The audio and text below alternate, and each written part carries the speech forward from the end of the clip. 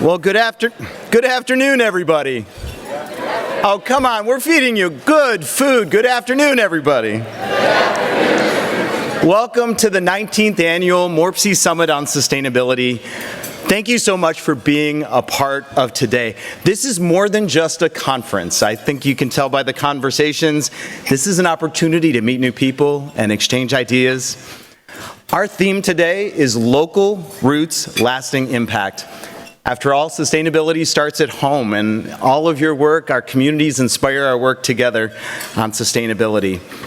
I hope you are as excited as I was by this morning's awards, the plenary, and all of those breakout sessions. I want to congratulate our award winners again, and I want to thank all our speakers. You can just enjoy your lunch now. And there is much more in store this afternoon. Soon we'll hear from Nicole Silk, the Global Director of Freshwater Outcomes at the Nature Conservancy. But before I go further, let's recognize the individuals and partners who made today possible. Their shared commitment brings this summit to life. Thank you to all of our sponsors, and I also want you to know I'm so proud of our MORPC team members, our board and committee members, our board officers, and volunteers who worked to organize today's event. Let's give everyone a round of applause.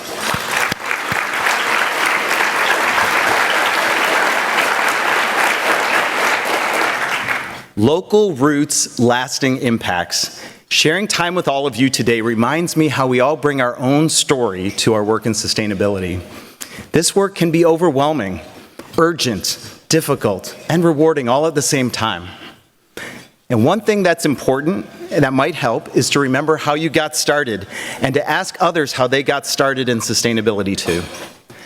So for me, working alongside our MORPC team allows me to work on things that I really care about for Central Ohio: transportation, housing, and especially sustainability. You see, sustainability's been part of who I am since the 11th grade in the late 1980s at Westerville North High School. I wasn't a talented athlete or a prom king. One of my classmates is here, he can vouch for that. I was just a quiet student who didn't like public speaking and was worried about the planet. And in particular, I was worried about trash. So I did something. I helped start a student group that zeroed in on recycling all of the paper at that high school. We placed bins in every classroom and volunteered to spend our weekends sorting through discarded homework assignments and the occasional love note. It's true. It taught me the power of just getting started on sustainability. Just do something, and in working in groups to make a difference. It also taught me something that we've all learned, that sometimes affecting change isn't easy. We heard that this morning. But for me, sometimes it involved being yanked out of class for the first time ever by a principal, to whom I had to nervously explain that, no, sir, I didn't realize all those papers were stacked next to the school's boiler. We spent the next few hours removing the paper so that the school didn't burn down, and all ended up well.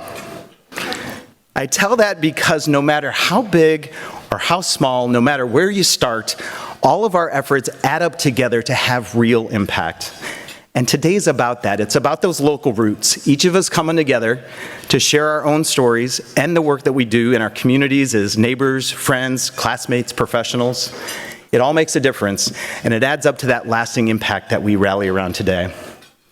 And I also think this captures the work that we do for you at MORPC. We are proud to serve as Central Ohio's Regional Council for 90 local communities and partners. We convene, we catalyze, we bring communities together, sharing best practices, planning for growth, planning for sustainability. And we live in a defining moment. The choices we make today will determine our economy, the health of our environment, and the future quality of life. Environmental challenges aren't hypothetical. They're not in the past. They're not in some far-off future. They're realities for today. And yet, with every challenge, we see reason for hope, and that hope is here today. I'm encouraged by the hard work and the conversations around sustainability happening in every corner of our region. Look around the room. Today is about you, the community leaders, the innovators, the students in Central Ohio, in our home. I want you to know that our team is grateful for you. We're here to support you. We're honored that we do that, and your leadership is making such a huge difference as we work on our future. So Central Ohio is where I think you want to be. We have momentum with growth. We're going to add another 750,000 people by 2050. Growth gives us that opportunity to get better as we grow bigger. But we have to plan and invest today. If we do that, we can fix long-standing problems and become more sustainable at the same time. This is all spelled out in something that Morpsey calls its strategic framework. And our team, we work to create that environment for prosperity through things like technical assistance, clean air and water initiatives, home repair, weatherization. We also drive investment to our communities. We unlock resources, whether it's for the environment or infrastructure. We build value for our members with objective data and mapping and smart policies and best practices. And we pay it forward, connecting young talent to internships and public employees to university partnerships. Simply put, the strategic framework is dedicated to solutions with real and lasting impact. I want you to see this in action. So we're paying it forward with something called the Greenway Studio Fellows Program, which is this year included 3 Ohio State City Planning students, Colin, an intern at OBETS, Taylor, an intern at CODA, and Ricky at Morpsey. Special recognition goes to Colin. He had this impressive project on a gateway of regional significance for OBETS, but all of their work is impressive. They're in the back corner then. Can you guys stand up? Let's give them a round of applause.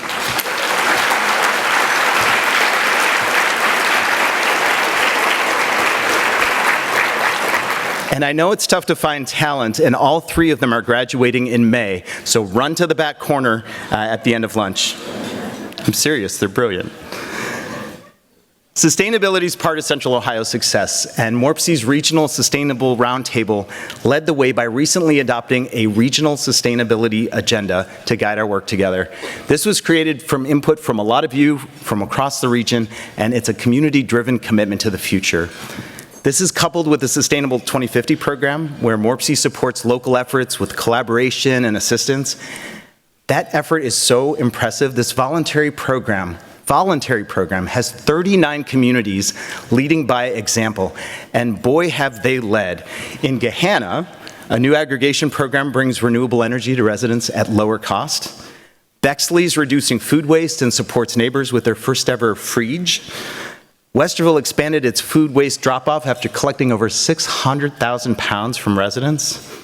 Columbus invests in the future with its new Youth Climate Action Fund. Franklin Soil and Water Conservation has an innovative map of environmentally sensitive areas. And the newest member, Granville, engages residents to Go Green Granville. I could go on, but I want you to know that if your community is not involved in Sustainable 2050, we would love to get you involved. Sustainability also depends on how people move. And you want to be in Central Ohio because if you want environmentally friendly trails, trains, and transit, there are major locally driven efforts happening right now in Central Ohio, and we call them the big moves. The biggest is Link Us. With overwhelming support of voters from last November, this $8 billion investment's moving from vision to reality. CODA, Morpsey, Columbus, Franklin County, and many communities are proud partners, along with the business community. What does Link Us mean? It means more and better transit. This is already rolling out by CODA with more on the way, and it's also the region's largest ever commitment to walkable communities. Let me tell you, 83 projects are planned over the next 5 years. 150 new miles of sidewalks, bikeways, and trails to link people to transit, jobs, parks, and housing. And there are big moves in trails that go along with that and build on that. Trails, after all, they connect us to nature. They connect us to a quality of life that's improved. And this year marks 10 years of Central Ohio Greenways, and they're marking that in a big way. They have a bold new vision for a 1,000-mile network of existing and proposed regional trails, and it's amplified by our Greenways Planning Studio and expanding Central Ohio Trail Towns program. And there's one more big move we like to talk about, passenger rail. And Morpsey is leading the way with our communities to work closely with business partners from Chicago to Pittsburgh, Cleveland to Cincinnati. Real work is being done that is going to answer those questions that I know you all have. And we can applaud for that.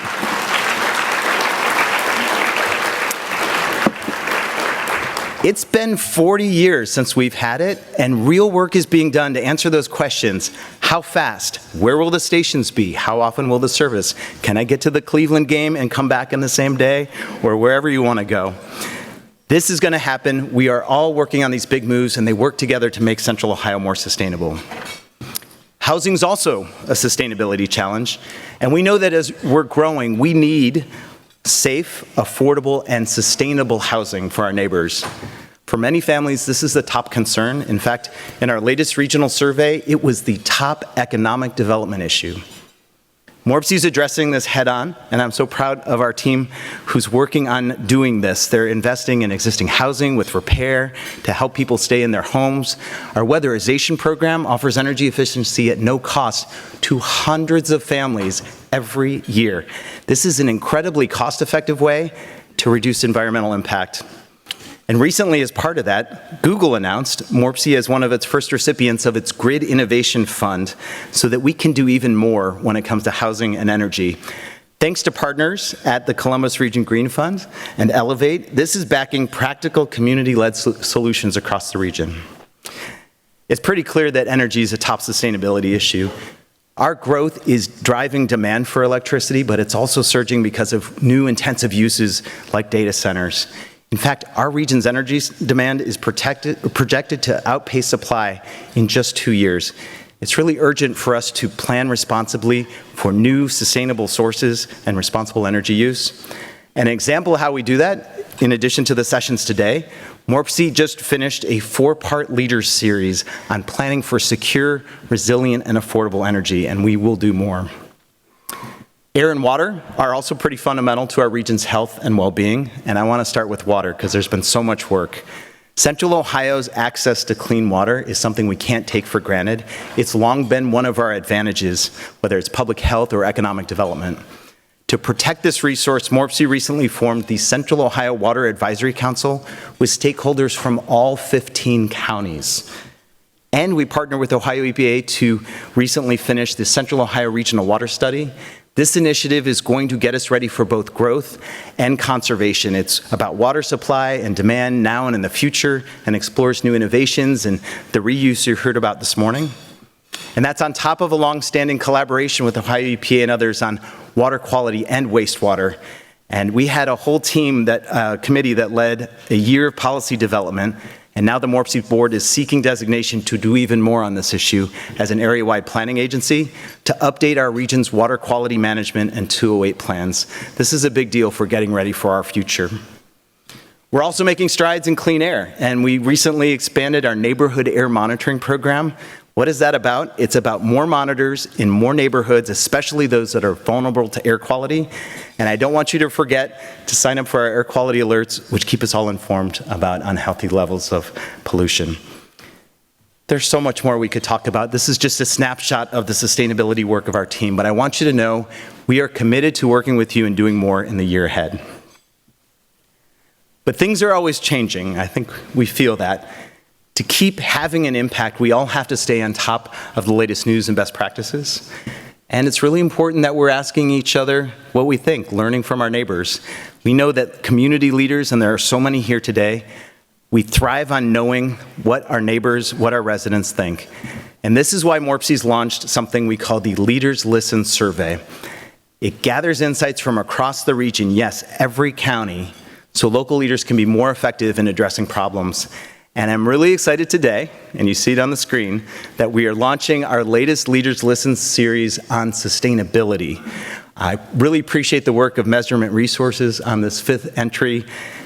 And this survey is going to dig deeper into those things we have questions about, residents' concerns on air, water, energy, forever chemicals, composting, and more. But we're going to need your help.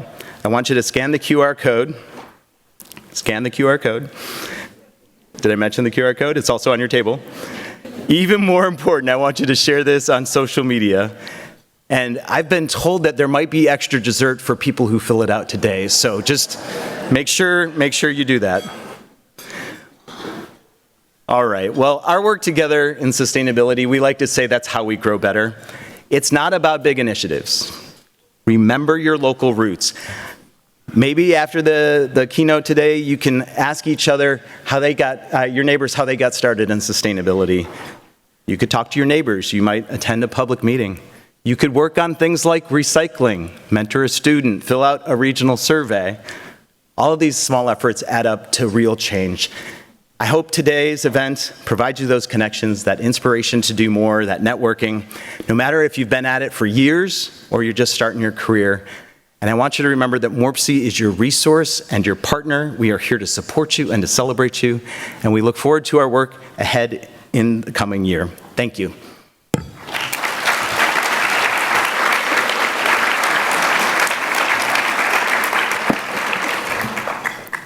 So we're on to our keynote, and I am so excited about this. Our keynote speaker is Nicole Silk. She is the Global Director of Freshwater Outcomes for the Nature Conservancy. She's the driving force behind the organization's response to the dual crisis of biodiversity loss and climate change for rivers, lakes, and wetlands. She's leading their efforts to conserve 1 million kilometers of rivers and 30 million hectares of lakes and wetlands by 2030. The Nature Conservancy is supporting nearly 500 projects in 36 countries. I know we were so proud to honor the Ohio Nature Conservancy this morning, but they are global in impact, and Nicole's here to tell us about all of that. Before she was there, she was the president and CEO of the River Network, and before that, she was at the Nature Conservancy, and she launched and led the first global water program at the Nature Conservancy. Let's welcome Nicole Silk to Central Ohio and to MORPC Summit on Sustainability.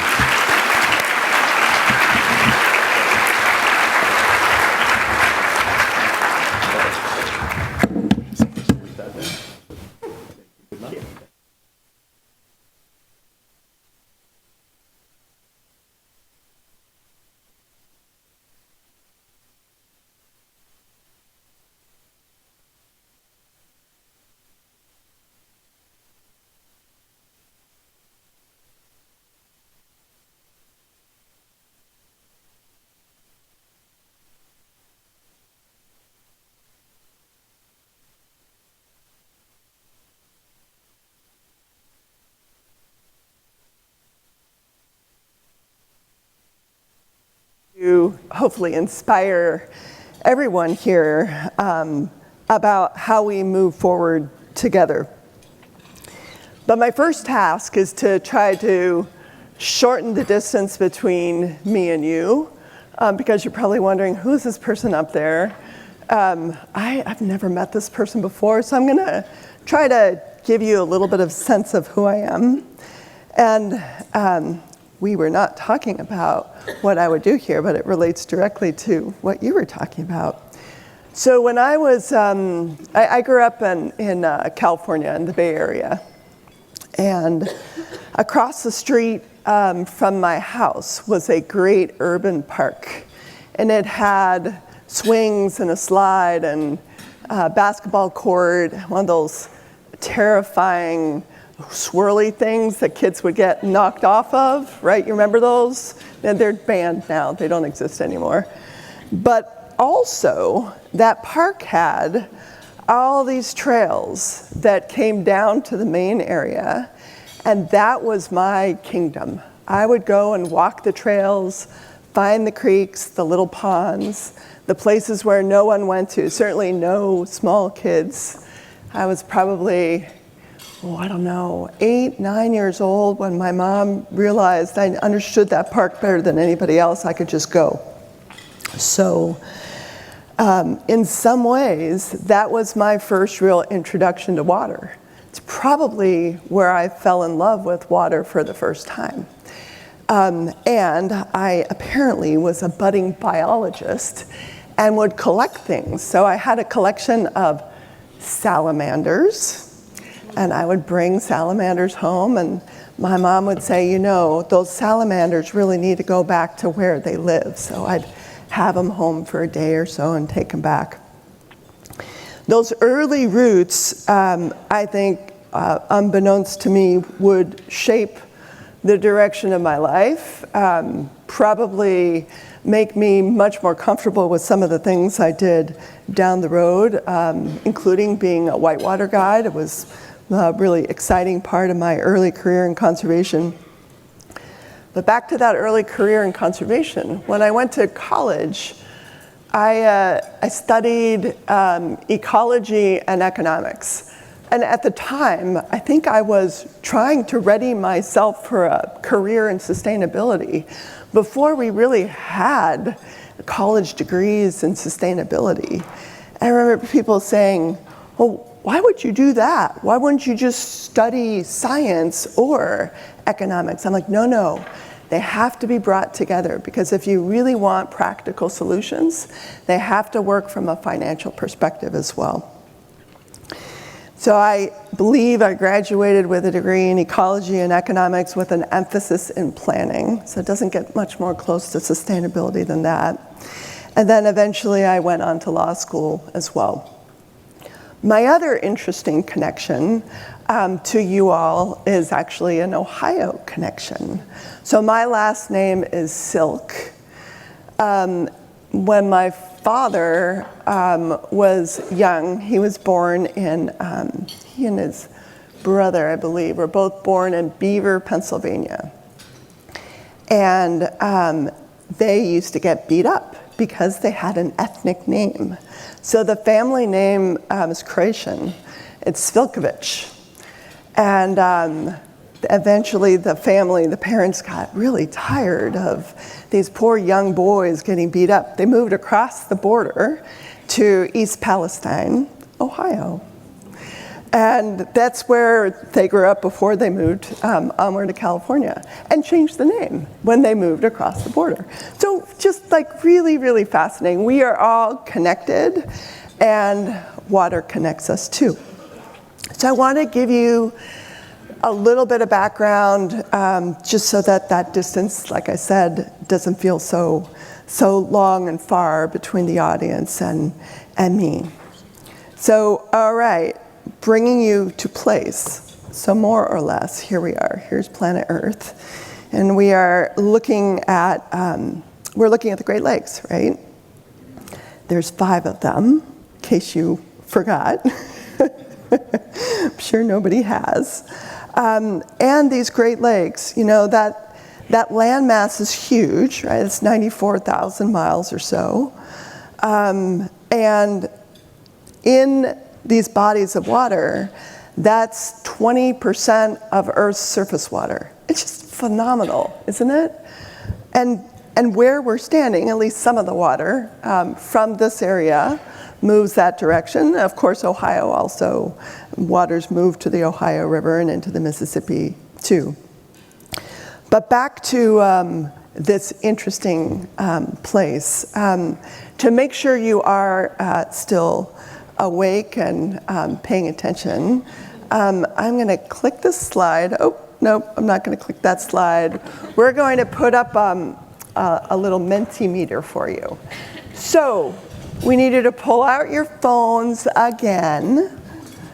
I love it that we had a little test earlier, so now you have another QR code. So the first question, which you'll see up there, is which of the 5 Great Lakes has the least amount of water? So we'll give you a couple minutes.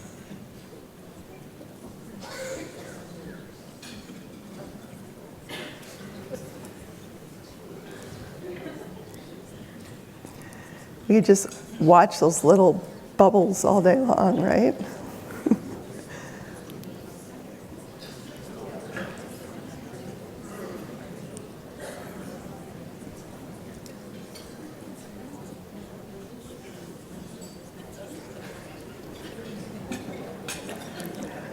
All right, that's pretty fun. So obviously the bubbles have it, and yes, it is Lake Erie. Smallest amount of water. It's not the smallest in terms of size, but it's very shallow, right? So there's not that much water by comparison to the other 4 of the Great Lakes.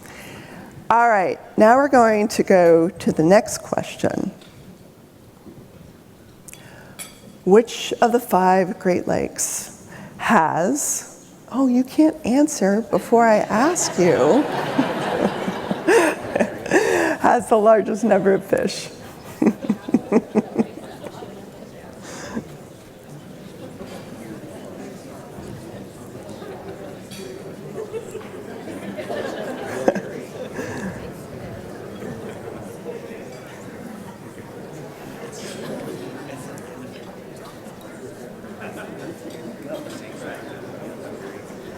All right, yes, the answer is Lake Erie. All right, good job.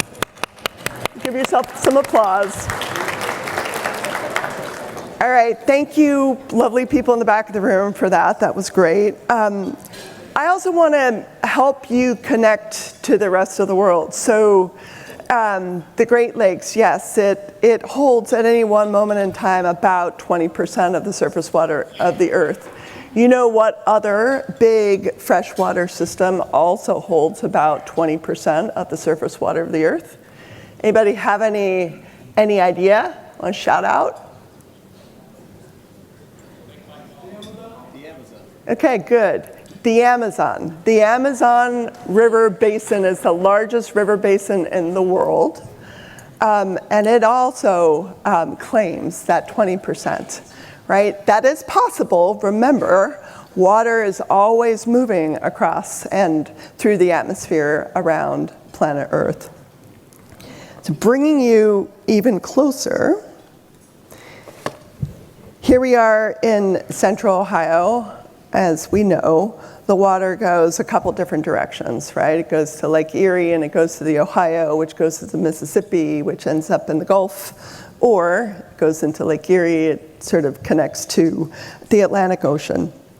This is a really wet state. You know, I pay a lot of attention to precipitation patterns and what's the sort of regular kind of rainfall that we experience in different parts of the world, and how's that changing. Sure, there's around 40 inches of precipitation per year here, but that's really, really, really varied across the state. And I think you've all experienced hotter, drier summers, and then some years where there's drought. As we heard this morning from Brian Coughlin at Delco Water, right? Water security exists here in central Ohio. It's that 40 inches of rain does not all fall in one place. We're going to come back to what that experience is like around the world. But it's, I think, challenging when you're also looking at a place where you're experiencing significant growth. And I love the challenge at hand about asking some harder questions about what kind of future do you want, and how do you do it in a way that's sustainable, that continues to elevate the values that you have for the place that you live, including for the environment.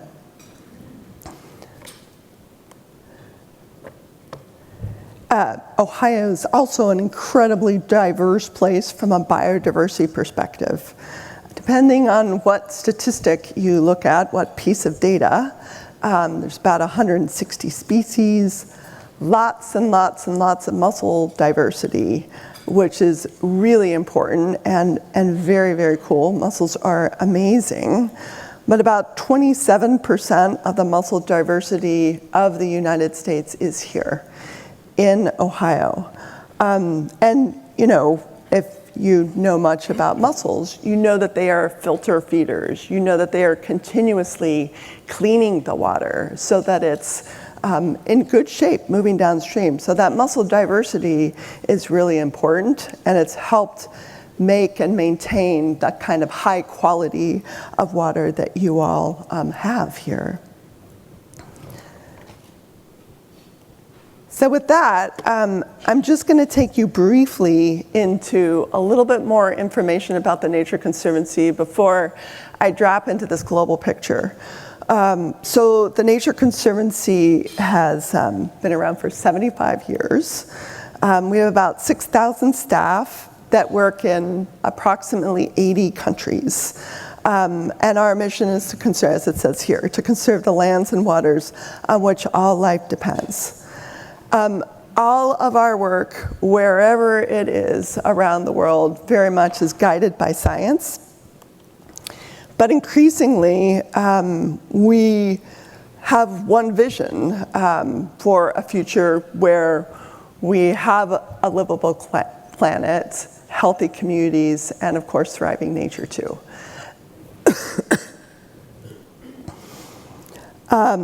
People are a really big part of that vision. You know, we're not conserving land or water in isolation of communities, of people, or of economic growth, but we're doing in concert with all of that.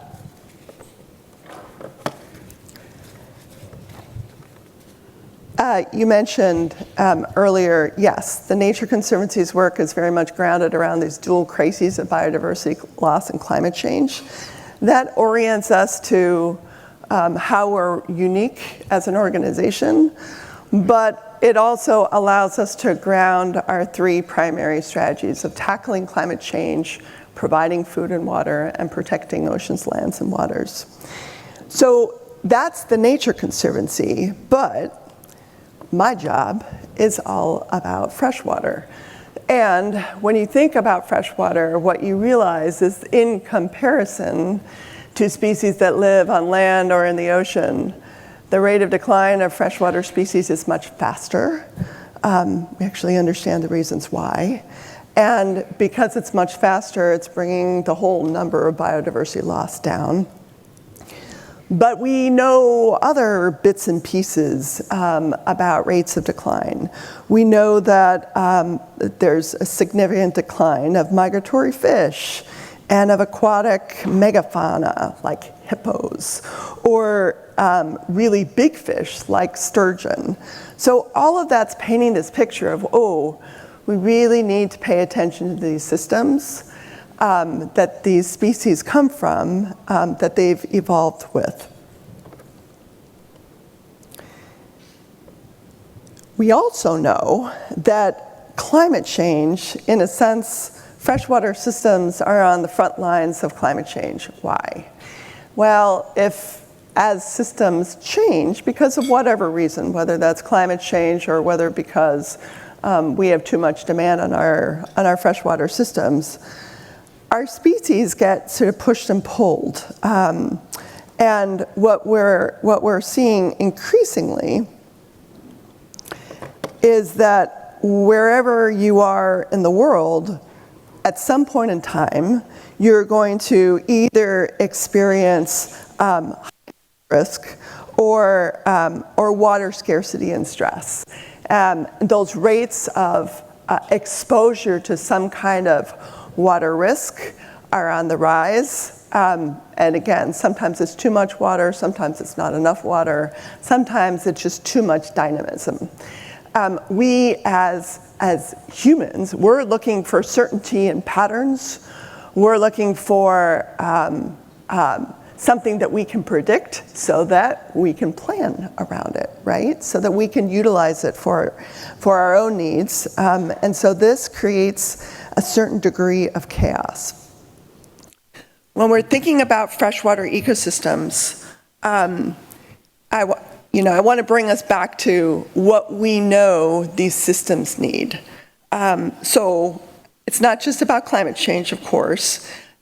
Certainly there's water contamination or pollution, but there are also other key ecological attributes that are profoundly important for freshwater ecosystem health and longevity.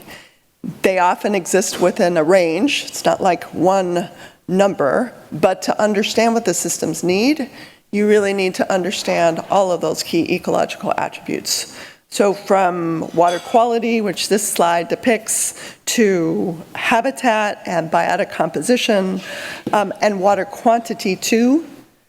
And what I like to think about a lot is connectivity.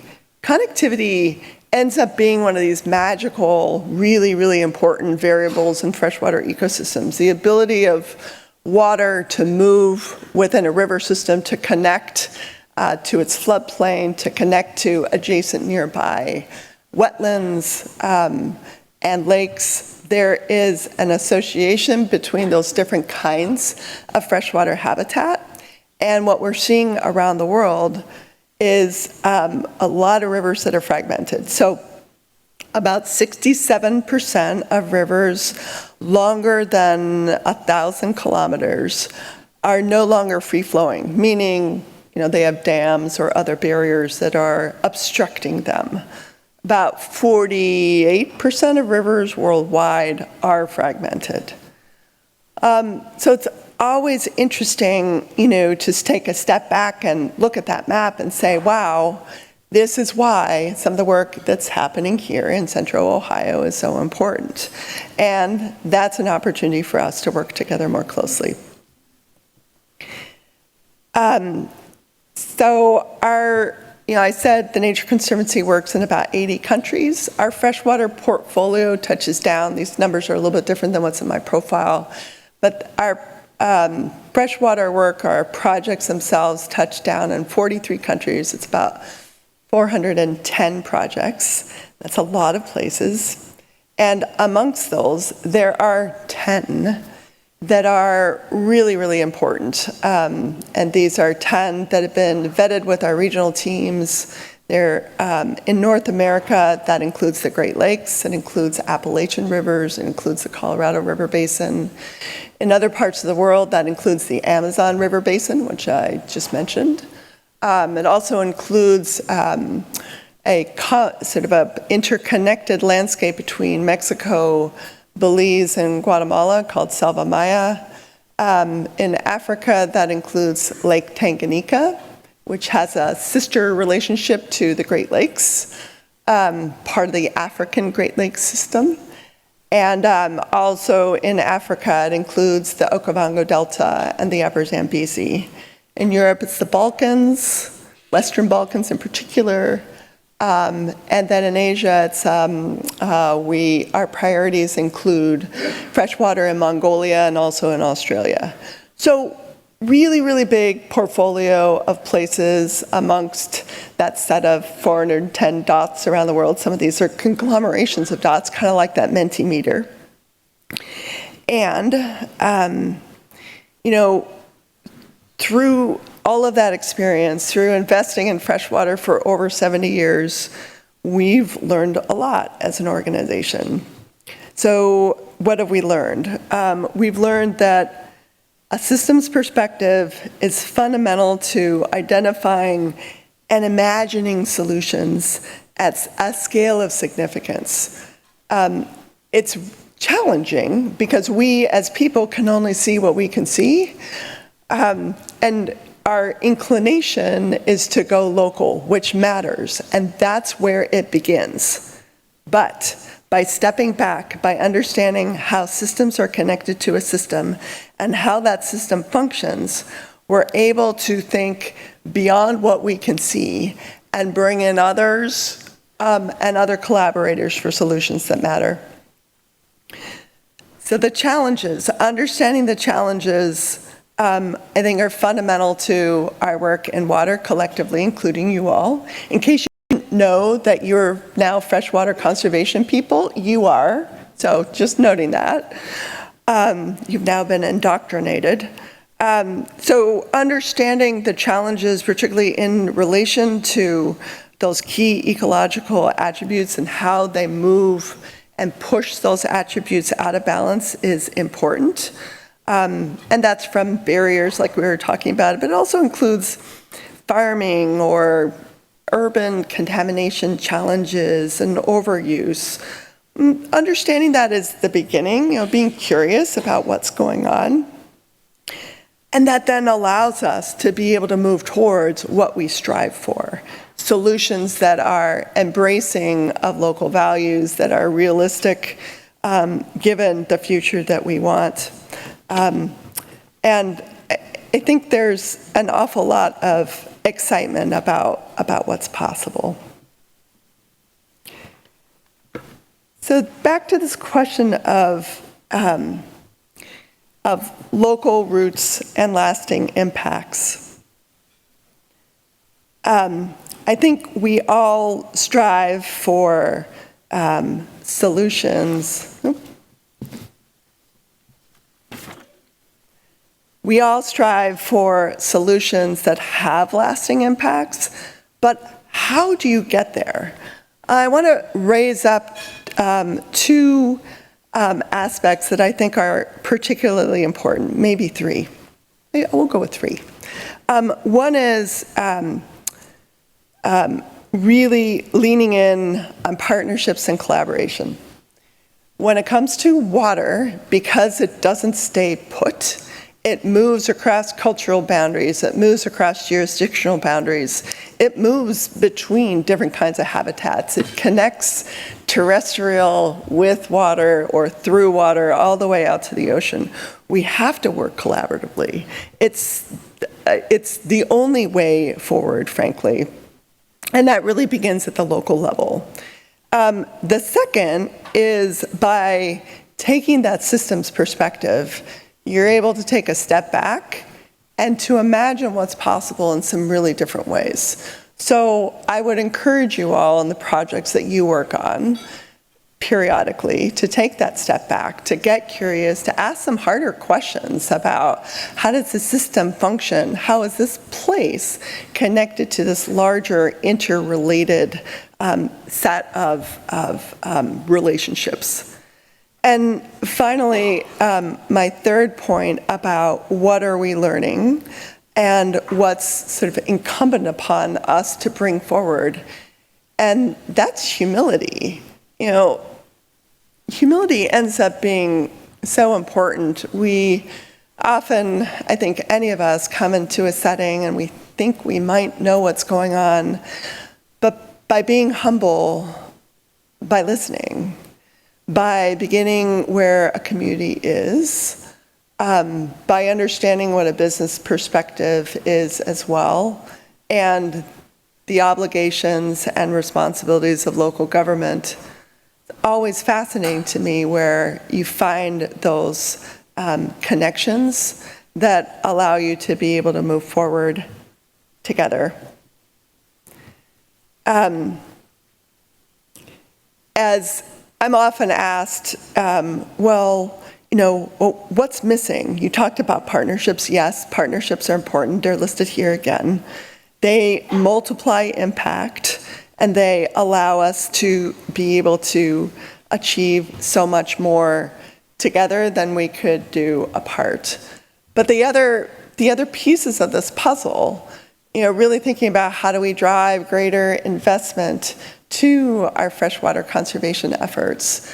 That's incredibly important, but we can't do that unless we figure out what kind of benefits are we bringing to both people and nature. Influencing policies is also part of this puzzle too. Policies in and of themselves don't do conservation, but they create the enabling conditions that allow us to be able to move forward together.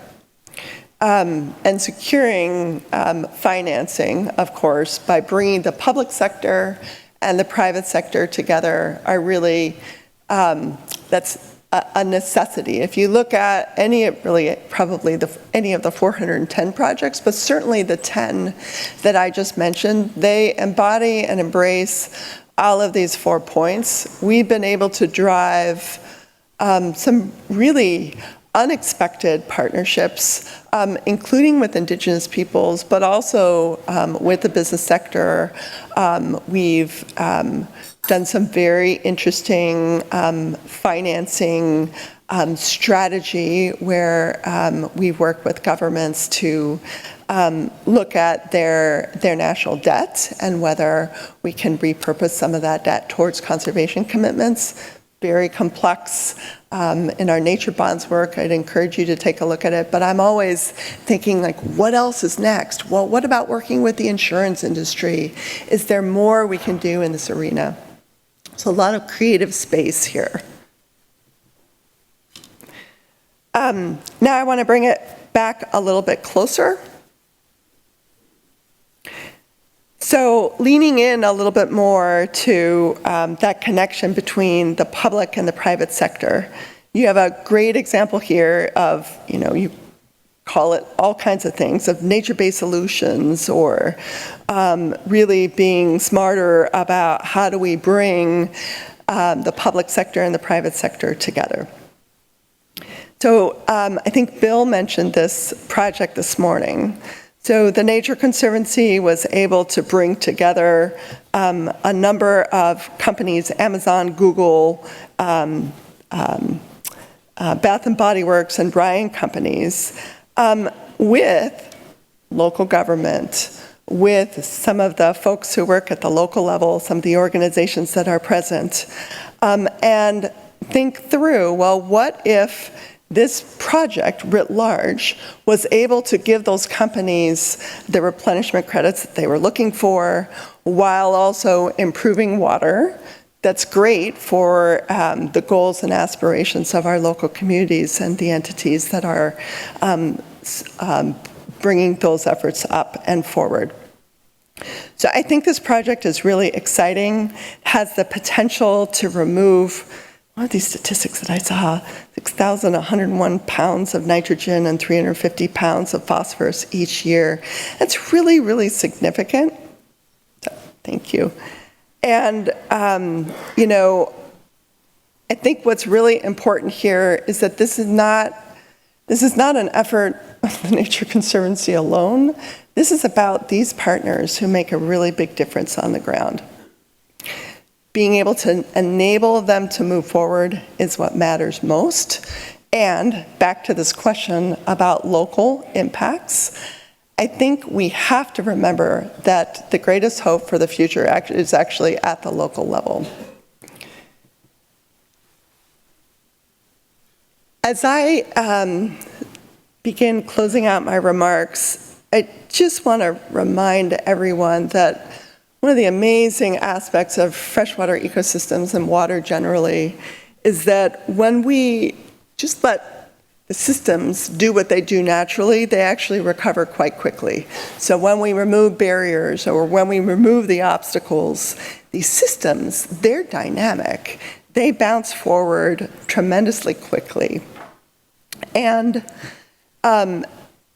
in my last encouragement of you, as I close out my remarks, I would encourage you to think about where you began, of course, but I'd also encourage you to take a step back from your projects, to think from a more expansive perspective of who else might care about that resource, particularly as you expand your view out.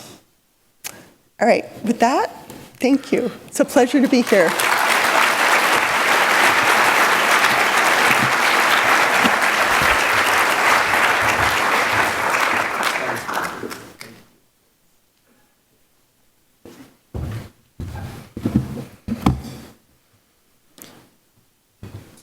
I am so impressed. Let's give Nicole one more round of applause.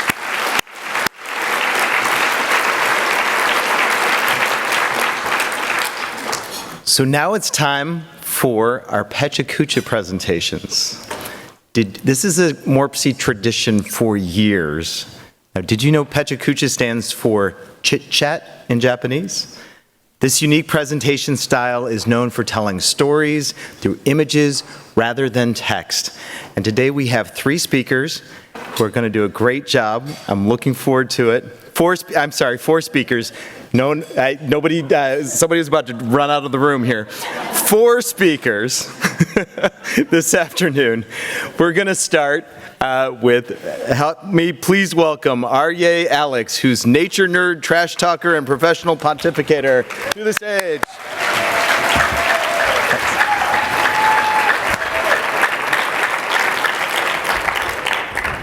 All right, so I'm Ari. I love to talk trash, and I'm going to be talking a little bit about food trash.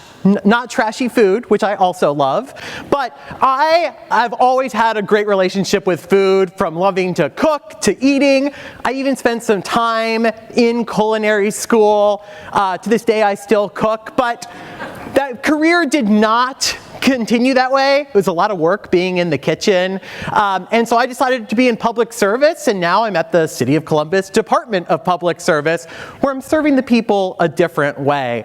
But I still am fascinated by the food systems and some of its failures. Right here in central Ohio, we throw away over 1 million pounds of food a day. That goes to the landfill here. And that is a real problem, because at the same time, 11% of our population here in Columbus are hungry. They have food insecurity. So think about this. We have people that are hungry and people that are not eating. We also have a major climate impact from wasting this food, from the transportation of that food, the water, the energy, the labor, And then when that food goes to the landfill, it produces methane gas, which is a powerful greenhouse gas, and it goes out into the atmosphere. So let's think about this. We have 11% of our neighbors that are not getting enough to eat.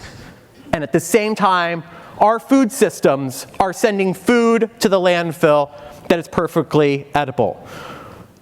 But there's a lot that we can be doing about that. This is a global issue, and particularly throughout our country, it's a national issue. We as a country produce enough food to feed every single person here. No one in this country should be hungry. Yet, we continue to throw away food. And while it's a national issue, there's a lot we can do at the local level.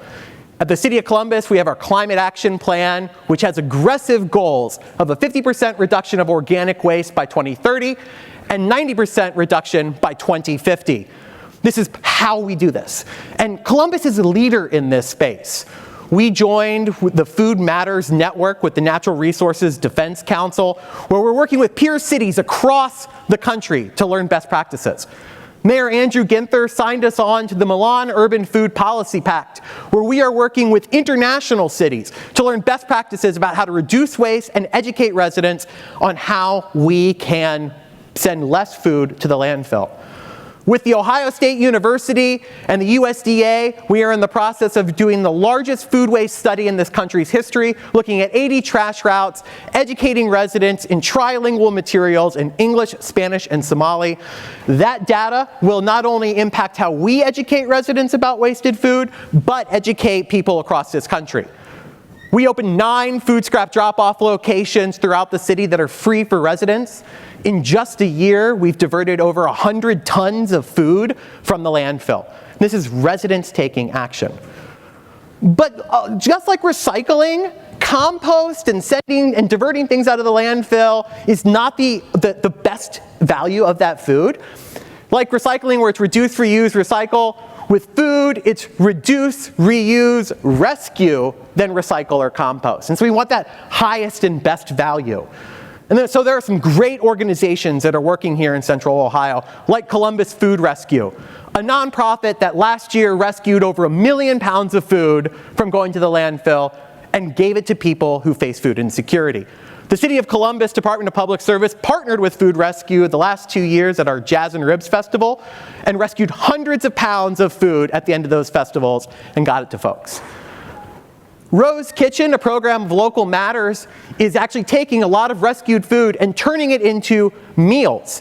Last year, they developed 14,000 meals from food that was destined to go to the landfill and was able to give it to people who were hungry. They are creating meals.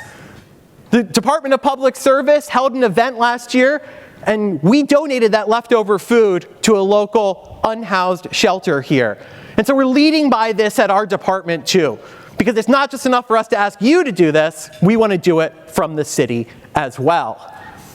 And you as individuals can do things like volunteer at Rose Kitchen, where you can transform excess food from our food system that is failing folks and turning into nutritious meals. Imagine getting a bag of cabbages and not knowing what to do with it. But if we're able to transform that food into something that you can use, that food doesn't go to the landfill and it feeds people. The law is on our side when it comes to food donations, and so you are not held liable if you donate food or your business donates food. So bring it to your little pantry, your food bank, or food rescue. Don't hold on to that food. Don't throw it away. And again, you're not liable. Find a food waste drop-off site. There are food waste drop-off sites all over our Central Ohio. You can find the Columbus ones at columbus.gov/food waste. You can also learn about how to compost and do more. We also have some great businesses that are working in this space, like Fox in the Snow. Everyone recognizes those delicious pastries. At the end of the day, they donate all of their uneaten food and unsold food to Food Rescue, which then redistributes those to people that need meals. We need more restaurants and businesses to have this mindset, to keep that food out of the landfill and to feed people instead of those landfills. And we, as policymakers and decision makers, need to work with our large food waste generators to ensure that rejected loads, grocery stores, large food waste generators like our convention centers and others are making sure they have plans to rescue that food or send that to kitchens to be transformed or to feed people. Food is a human right, and people deserve to be fed, not landfills. We can make a real difference here in Central Ohio when we act together.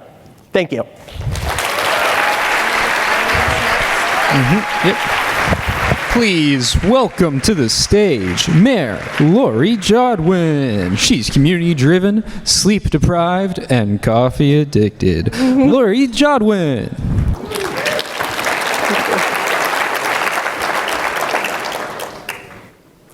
I look forward to attending the Summit on Sustainability every year, and apparently so do you. I mean, just look around this room.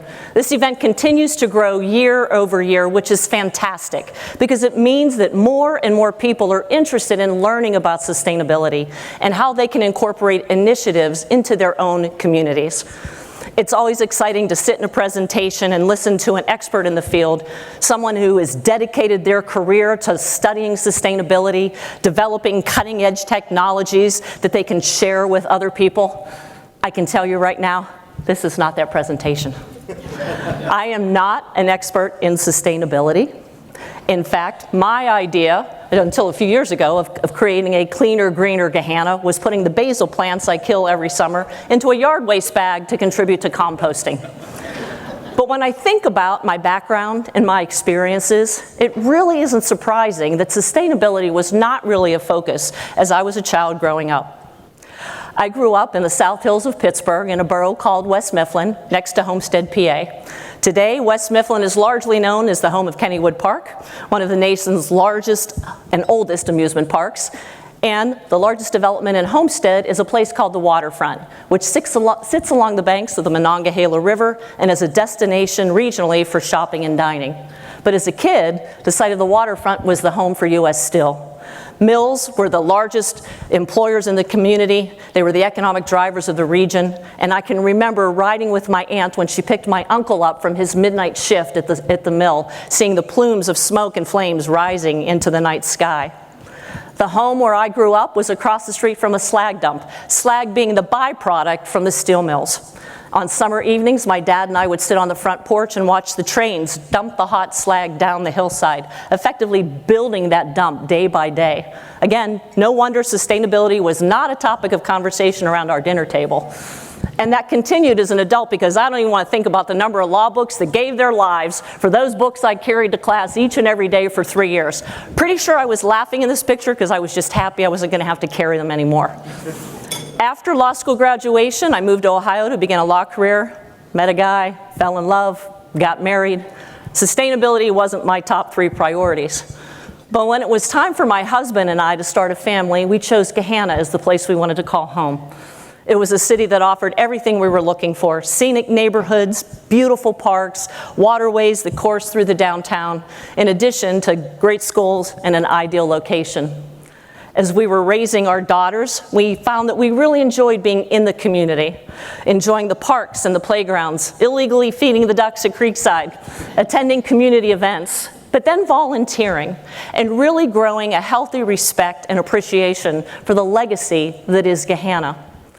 It was through that involvement in the community that I made my decision to step away from practicing law and take on the role as executive director of Visit Gahanna, where I became responsible for promoting all that Gahanna has to offer: 750 plus acres of parkland, 20 plus miles of trails, paddle boating down the Big Walnut Creek.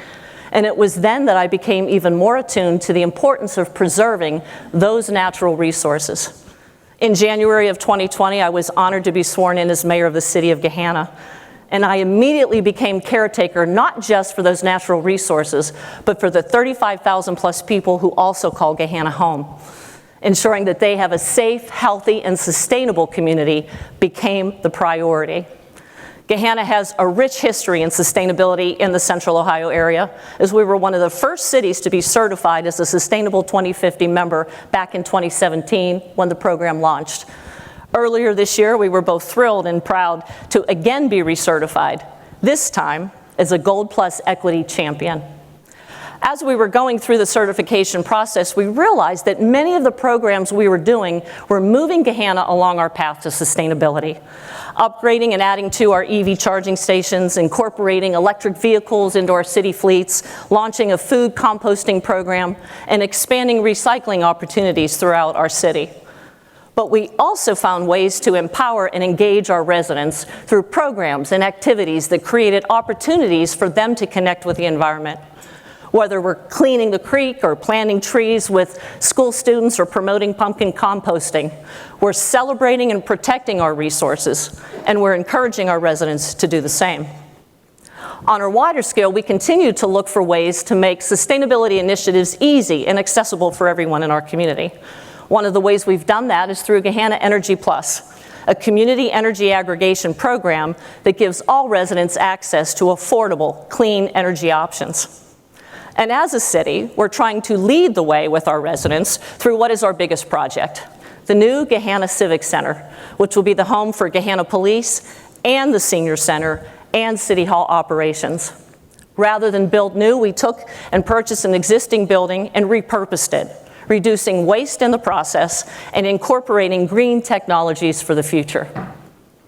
But I've come to realize through my own journey that sustainability is about so much more than these programs and projects. As leaders, we must work together to design and build resilient communities, creating mobility options that provide accessibility for all, adding diverse and affordable housing options, investing in aging infrastructure, and ensuring that we have clean and abundant water for generations to come. How can we collectively ensure that the region we are creating together is resilient and sustainable for the future? We talk a lot about carbon footprints. Footprints are messy. Think about it. They ruin everything. Think about when you track mud through the house. We all recognize that the larger footprint that you leave, the more and heavier strain we put on the environment. Maybe instead we think about handprints. Hands build, they fix. Parents cherish the handprints that their children leave. We celebrate the contributions of artists by putting their handprints along sidewalks throughout Hollywood. They leave a legacy, something that we want to remember.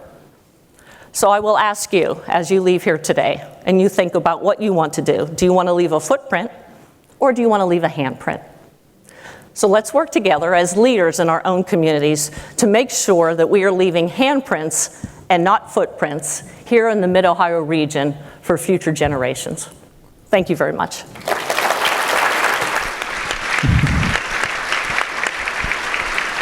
Please welcome to the stage Dr. Shantae Meadows, a wife and boy mom, mental health and wellness advocate, an educator and community leader. Dr. Shantae Meadows. Thank you. How do you do it all? I promise I get asked that question at least once a week. How do you do it all? Honestly, y'all, I have no clue how I do it all. It's that question, how do you wear so many hats? How am you a wife, a boy mom? How do you do so much? How do you run a business? Hi everyone, my name is Dr. Shantae Meadows, and I'm the CEO and founder of Meadows Counseling Group. Bet you didn't know you was gonna talk about mental health today, huh?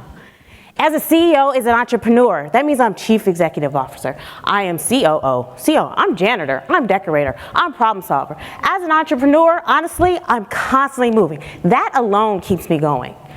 But honestly, the other part is I'm a mental health therapist. Myself and my team, we sit on a couch. You see the lovely therapy couch? Yes, we've got lots of those.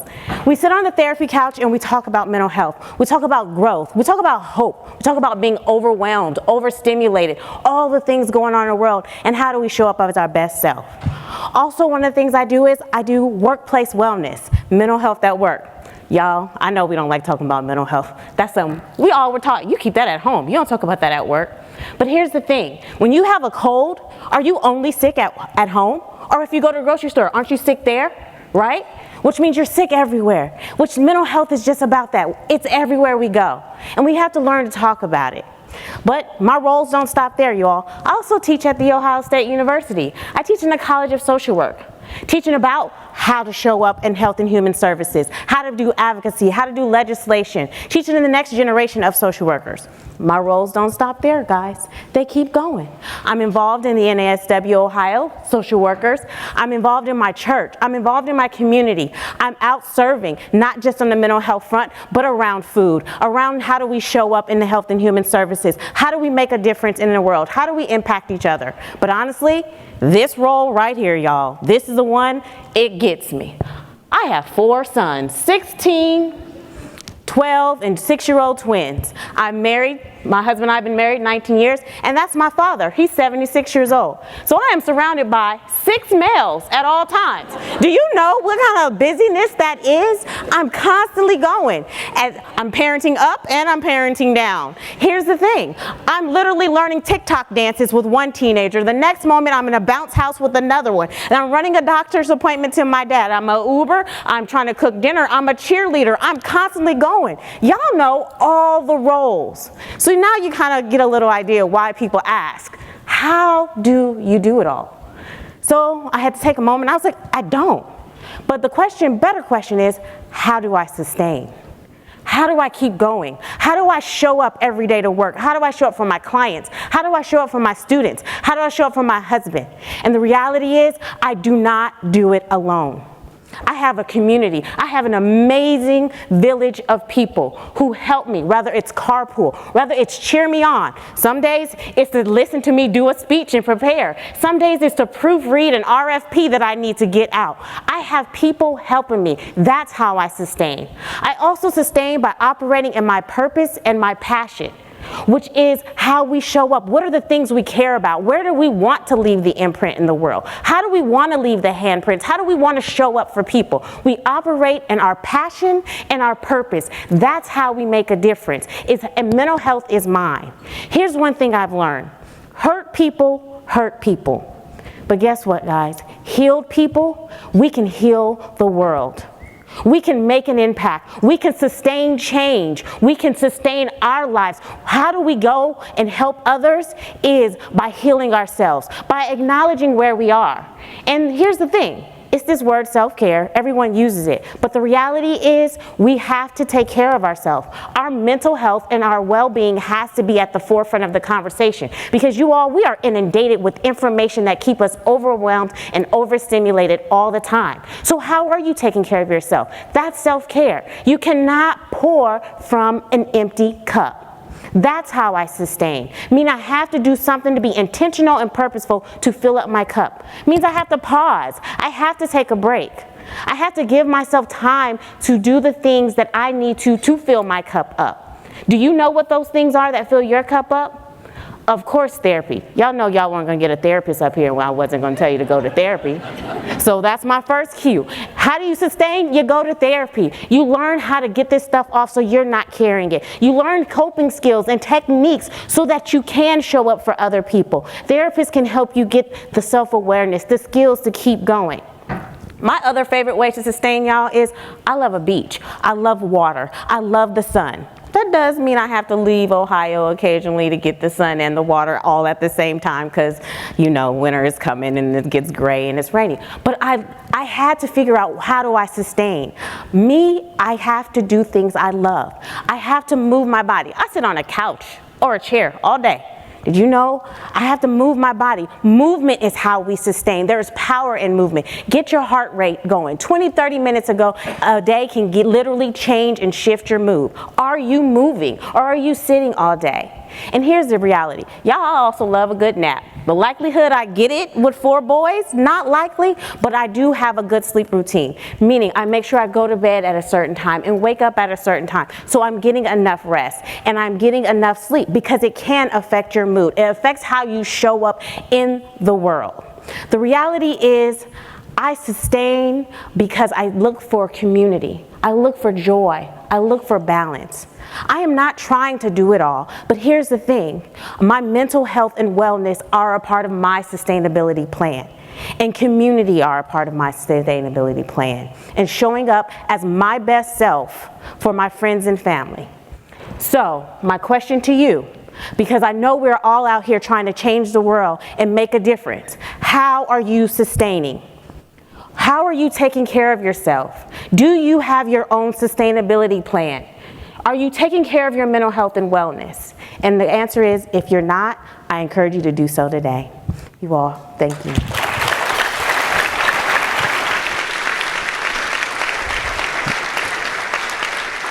Please welcome to the stage, Carol Kaufman. Professional tree hugger, a wannabe picklehead, and dogs think that she's pretty great. Carol Kaufman.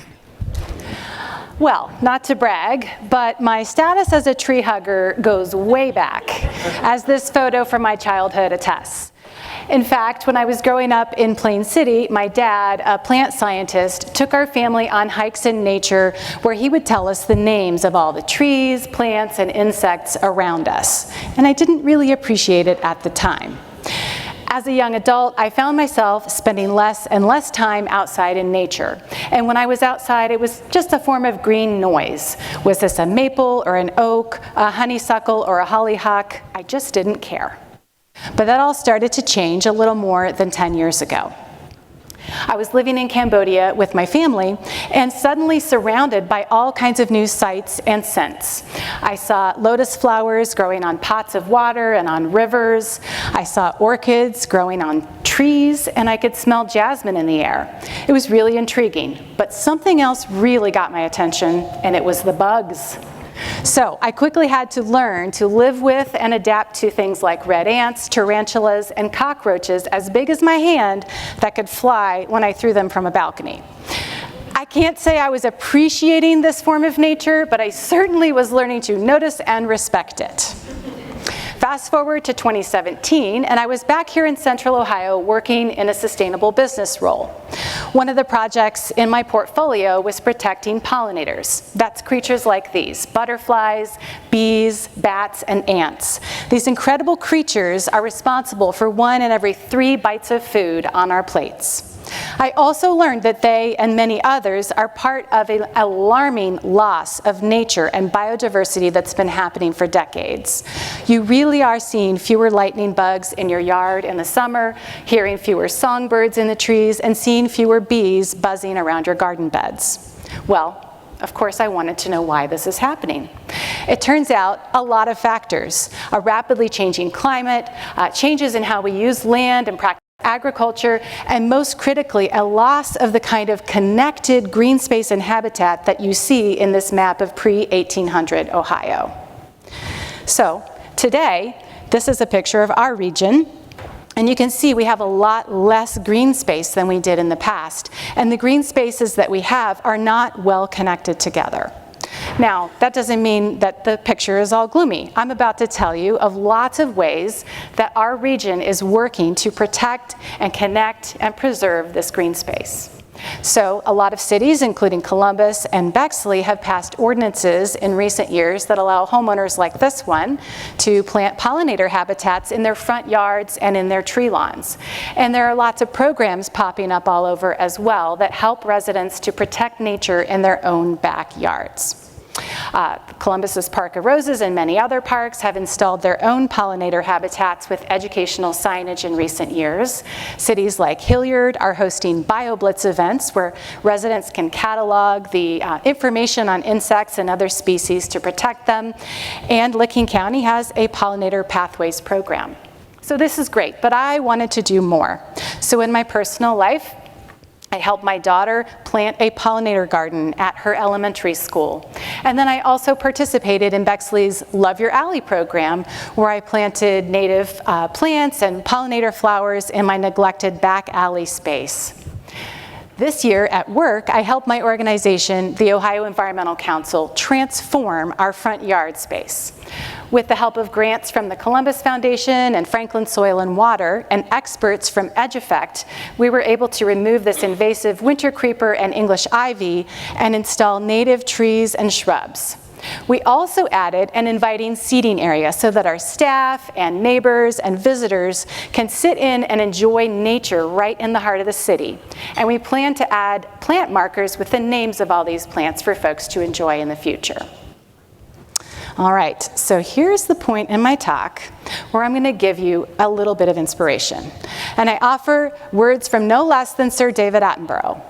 No one will protect what they don't care about, and no one will care about what they have never experienced. All right, I've got you properly inspired, and now I'm going to give you some things to do with all of this inspiration. So first of all, I want you to embrace the cringe. You heard me. I want you to dig deep, and I want you to find your inner bird, insect, or nature nerd. I know it's in there. So I want you to be the friend that goes on a walk and whips out your Merlin Bird ID app to impress your friends by properly identifying an indigo bunting. Second, take a look at your home space. Maybe you can add pollinator flowers or native plants to a balcony or window planter. Maybe you can spruce up your tree lawn or your back alley space just like this beautiful home here. All of it adds up to make a real difference. Third, many of you in this room work for local governments or businesses that have green spaces to manage.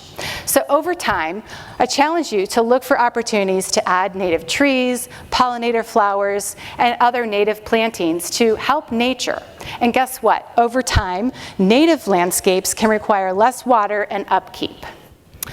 And then finally, you can also advocate for your home community to be a more welcoming place for nature. You can use this QR code to download the OEC's Advocacy Toolkit, or stop by our table in the exhibitors hall after this, and learn how you can help your community create more connected green space. But if nothing else, my hope is that this talk is giving you an irresistible urge to get outside and connect with nature this weekend. Join me in embracing your inner nature nerd, and remember that there really is nothing wrong with having a tree as a friend. I have one more thing I need to say, which is a thank you to my dad, Paul Kaufman, who was a well-known nature nerd for his whole life. Thank you, Dad, for helping me to learn to protect and care about Ohio's natural world. So in your honor, I promise to get outside this weekend and hug a tree. Thank you so much.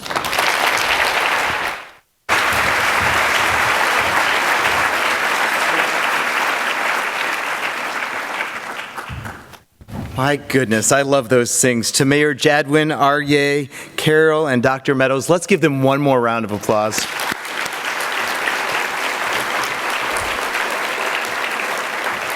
I'm feeling inspired by Dr. Silk, by these speakers, by all of you, and we're not done yet. And we're about to send you to the last groups of breakout sessions, but I want to share two things with you. First, this is our program. In order to be sustainable, did you know this is also wrapping paper? Right? Yeah. So make sure you take it home and use it for whatever holiday. And second, I know that you haven't heard yet, but we're doing a survey, and this is on your table. So please, please do our Leaders Listen survey. Remember, talk to people, ask them how they got started, ask them who's missing at the table. Enjoy this event, enjoy the day, feel motivated, and breakout sessions are next. Thank you, everybody.